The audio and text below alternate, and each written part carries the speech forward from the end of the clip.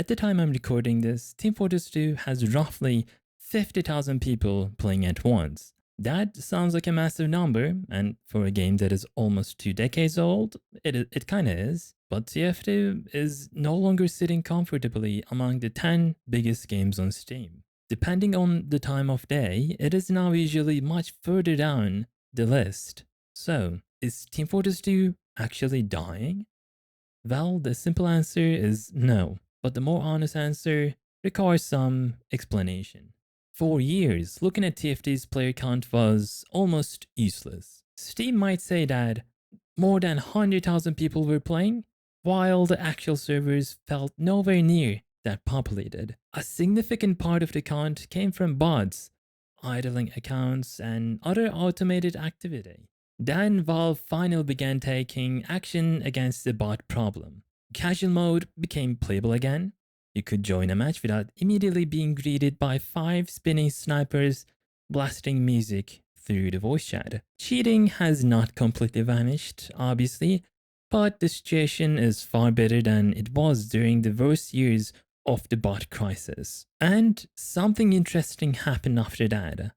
The displayed player count dropped massively. In July 2024, TF2 averaged almost 160,000 concurrent accounts. By the current date, that average has fallen to around 70,000. Despite 2 dates being around the same time summer update dropped, it is not difficult to see that the game has been going down in player numbers and somewhat stabling itself around 50 to 60,000 players daily. Now, that doesn't necessarily mean thousands of real people suddenly quit TF2.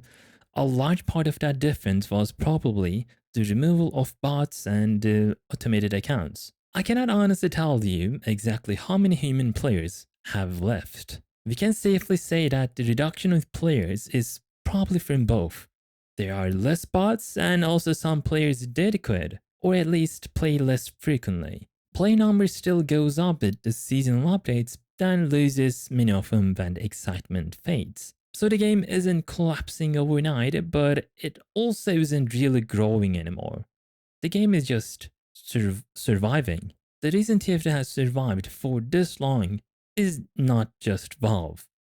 It is the people who make things about TF2, from workshop creators to the content creators. I cannot blame anyone who watched Laser Purple's How It Feels videos and immediately wanted to reinstall the game, or Soundsmith's funny moments that makes TF2 really fun. Then you have creators who push the game to its maximum with their challenges and stuff. A lot of players did not return because Valve released a new cosmetic case. They returned because somebody they liked made TFT look fun again. That is why a decline in TFT content matters. TFT content creation is no longer that lively anymore. Last major update was in 2017. People made everything. There's the show and tell. We even have a hour-long Pumpson video. There's still genuine fun new creators or videos popping off, but the golden age for the TFT YouTube is gone. It is difficult to reduce the entire creator scene into one clean statistic. Videos still get uploaded, animations are still being made, and there are a lot of people who still deeply care about this game. But it just feels a bit quieter. Many YouTubers upload less often, has moved towards other games, or have simply grown older and become busier. And so has the audience.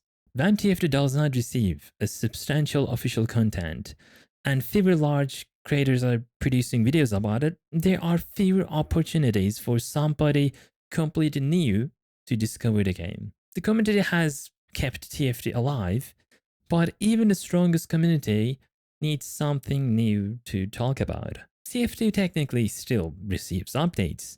We get maps, unusual effects, bugs, bug fixes, and the seasonal events. I do not want to disrespect the community members who make those things. The maps, cosmetics, and artwork often involve a lot of effort. The problem is the format. After enough years, another case, another collection of community maps, it no longer feels like a major event. Screen for this can still be fun, but we have been doing the same thing over and over again. Then you have the Christmas and summer update, which are just the same formula. These updates give existing players a temporary reason to return, but they rarely change what TF2 can be. This game needs new things, and I'm not just talking about maps. It needs something that makes an old player message their friends and say, Unity reinstalled this. And for once, we might be getting exactly that. The massive elephant, or possibly a giant robot, in the room is the man vs. Machine update. Valve has confirmed that it is still being worked on. The update has taken much longer than originally expected. We don't have a release date, but it is real. I'm really excited about this. For roughly the past year, Man vs. Machine has probably been my main way of playing TF2. I often find it more enjoyable than casual. There's always that little bit of excitement at the end, wondering if we're gonna walk away with something insane or just robot parts. The new Man vs. Machine update will undoubtedly revive an important part of the TF2 community, the crippling gambling addicts. Adding a new tool, new missions, new maps, and possibly broader improvements could bring back a huge number of players. I understand why it is taking time. Man vs. Machine has been mostly untouched for more than a decade, I believe. Valve probably cannot simply drop a few missions into the menu, press a button, boop boop, everything works. There are years of bugs, balling issues, and probably so much spaghetti code underneath. If this new update include proper fixes and meaningful improvements, it could be one of the best things TF2 has received in years. But it also creates another question. What happens after that? So imagine the Man vs. Machine update releases, everyone comes back, YouTube fills with new videos, players complete a new tour, the economy loses its mind, boom, everything's blowing up. Somebody gets an Australian jar of milk, mad milk. It's gonna be incredible. But 6 months later, where are they? Do we return to another cosmetic case, another seasonal collection, or another year of waiting? This is an issue. TF2 does not need one update that temporarily revives it. It needs a future. In the past, updates added weapons, mechanics, and ideas that permanently changed the game. Even the classes themselves were not always as we know them today. Pyro original did not have the air blast. Imagine if Valve had decided that changing an existing class was too dangerous and Pyro had stayed that way forever. Many parts of TF2 that now feels essential were additions. I do not agree with the idea that adding new weapons or mechanics would automatically ruin the game. Yeah, new items would need to be tested properly, and TF2 already has some questionable balancing. I'm looking at you, Scorchard. But the possibility of imperfect balance should not mean the game can never evolve again.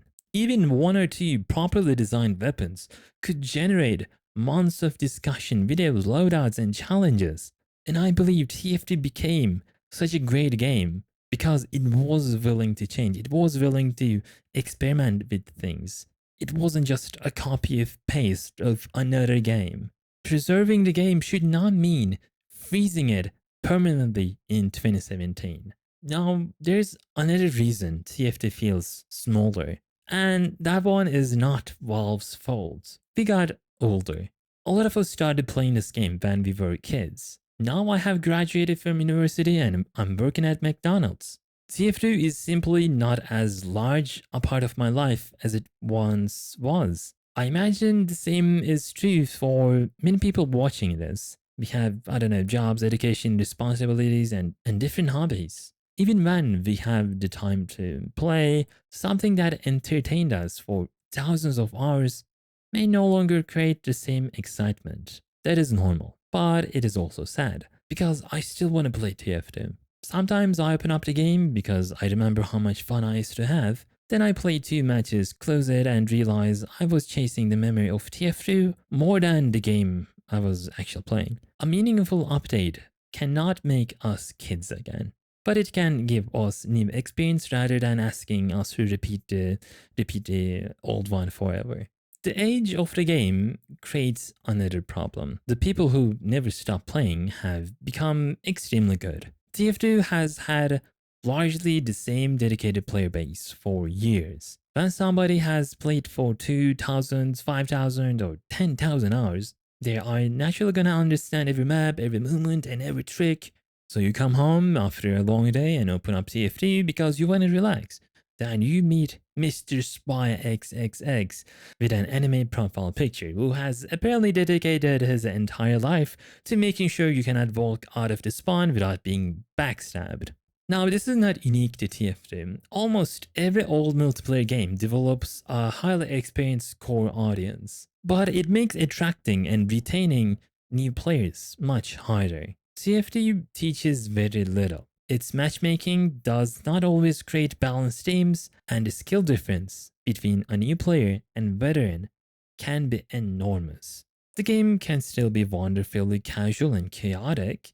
It can also feel like a sweat festival where one soldier with 10,000 hours control the entire server. Without a regular influx of beginners, the average skill level rises further, which makes the game even more intimidating for next group of beginners. So, is TFT dying? No, not in the traditional sense. A game with tens of thousands of people, active servers, content creators, map makers, animators, and an upcoming official update means the game is nowhere being dead. Many modern multiplayer games would do anything to have TFT's current population, but I do think TFT is slowly losing parts of the culture that kept it feeling immortal. Without the inflated player numbers, we're seeing that the game has been just not growing and it was just stagnant.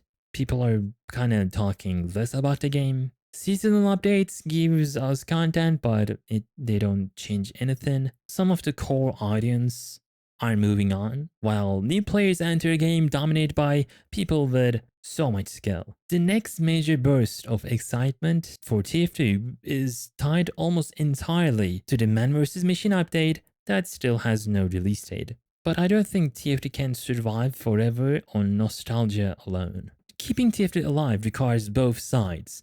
It needs a strong community that continues creating stuff, but it also needs official updates that give the community new material. The community can carry the game, it has carried the game for years, but Valve still needs to give it somewhere to go. The Man vs. Machine update is a great step in that direction, and I do not want to sound ungrateful for it. I just hope it is treated as a beginning rather than one final update, one final exception. TF2 does not need to become a constantly changing live service game. It does not need battle passes or I don't know, whatever multiplayer trend is currently popular. It just needs occasional proof that its future can contain something other than another repetition of its past. And speaking of waiting for the future, it has been many months since my last video. Originally, I planned to return when the Man vs. Machine update released, but after waiting for quite a while, I decided that instead of disappearing for even longer, I would come back and ramble about something important. Even if TFT no longer gives me exactly the same feeling it once did, I still care about the game. And I think a lot of us do. Maybe that is the clear sign that the game is not dead yet. And somehow, after almost 19 years, we are still talking about Team Fortress 2.